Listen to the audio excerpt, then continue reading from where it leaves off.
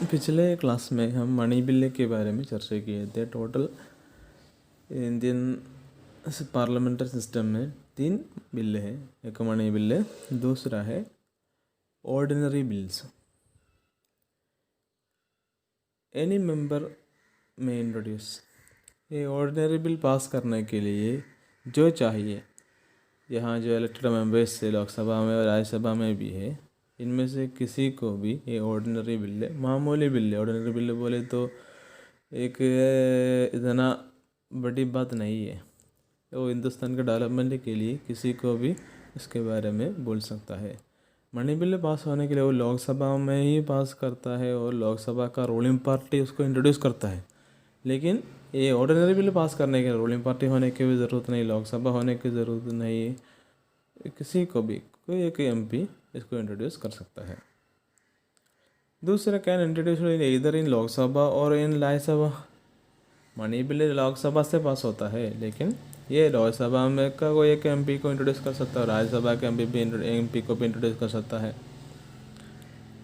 लेकिन कैसे इंट्रोड्यूस करना है वो देखिए। Once in the bill is passed in one house, after their reading it goes to the other house.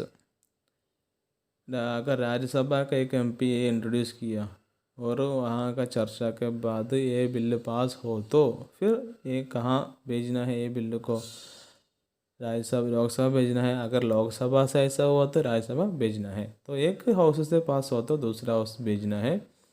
और वहाँ भी if the second house wants to change the bill it may send it to the house where it originated. फिर दूसरा house में पहुँच गया, राज्यसभा पास किया तो लोकसभा भेजना है। फिर लोकसभा में ये बिल के बारे में कुछ तब्दीलात वगैरह आए तो उन लोग वो तब्दीलात चेंजिंग बता के दोबारा भेजना है राज्यसभा पर। ओके, तो जो बिल कहाँ से पास हुआ वहाँ वापस आएगा, फिर उन लोग यहाँ इसको पास करेगा प्रेसिडेंट का साइन के साथ। ओके, तो इसका स्ट्रक्चर बस इतना ही है। किसी को भी ये बिल पास मामूली बिल है बोल सकता है। और एक हाउस, कौन सा हाउस का मेंबर इसको बताया है, वहाँ से पास होना है फर्स्ट। फिर वहाँ से पास हो तो दूसरा सभा भेजना है। और वहाँ से कुछ करेक्शन नहीं तो सीधा पास हो जाएगा। और कुछ करेक्शंस वगैरह हो तो फर्स्ट जहाँ से पास हो गया वहाँ वापस आएगा, फिर वहाँ से रेडी करके ये बिल पास हो जाएगा। मतलब इतना सिंपल प्रोसीजर है ऑर्डिनरी बिल को। मनी बिल का उतना क्या नहीं, ये कुछ रिस्क नहीं है ये पास होने के लिए। ओके, ये है दूसरा बिल है, मामूली बिल है, ऑर्डिनरी बिल है। और तीसरा है कॉन्स्टिट्यूशनल बिल। ये एकदम इम्पोर्टेंट है। कॉन्स्टिट्यूशनल बिल बोले तो जो हिंदुस्तान आज़ाद होने वक्त जो बनाया हुआ अम्बेडकर के अंडर पे जो बनाया हुआ वो एक बड़ी कॉन्स्टिट्यूशन, दस्तूर को चेंजिंग करना है का है, या दस्तूर के मुताबिक कुछ बिल पास करता है, कुछ एक्ट पास करता है, ये है कॉन्स्टिट्यूशनल बिल है। तो ये बिल पास होने पर बहुत डिस्कशंस सबकी ज़रूरत है। This bill is used to the constitutional amendment. Amendment माना परिवर्तन, तब्दील।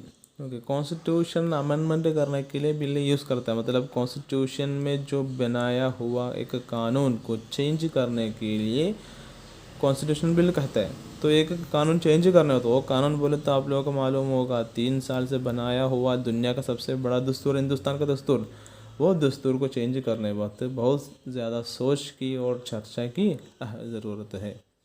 तो उसके बाद ये बिल पास होता है। This can be introduced in इधर इन लोकसभा और राज्यसभा। ये भी इसके बाद ये लो चेंजिंग करने का इंट्रोड्यूस कर सकता है लोकसभा का एक मेंबर को, राज्यसभा का मेंबर को, वो एक बात नहीं। लेकिन ये क्या होगा, इतना जल्दी पास नहीं होगा।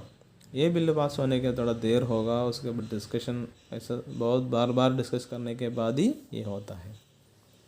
तो ये है 3 हमारा हिंदुस्तान का बिल है। मनी बिल है, दूसरा ऑर्डिनरी बिल है, तीसरा कॉन्स्टिट्यूशनल बिल है।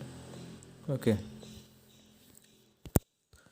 और अभी हम कुछ डिस्कशन किया है ये सब के आप लोगों को पूरा समझे चेक करने के लिए एक कुछ सवाल पूछता हूँ, इसका आंसर आप लोग लिख के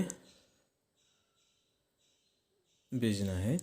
वेरी सिंपल क्वेश्चंस है, जो अलग एक मरतबा सुने तो उनको मिल जाएगा, ऐसा क्वेश्चंस है। ओके,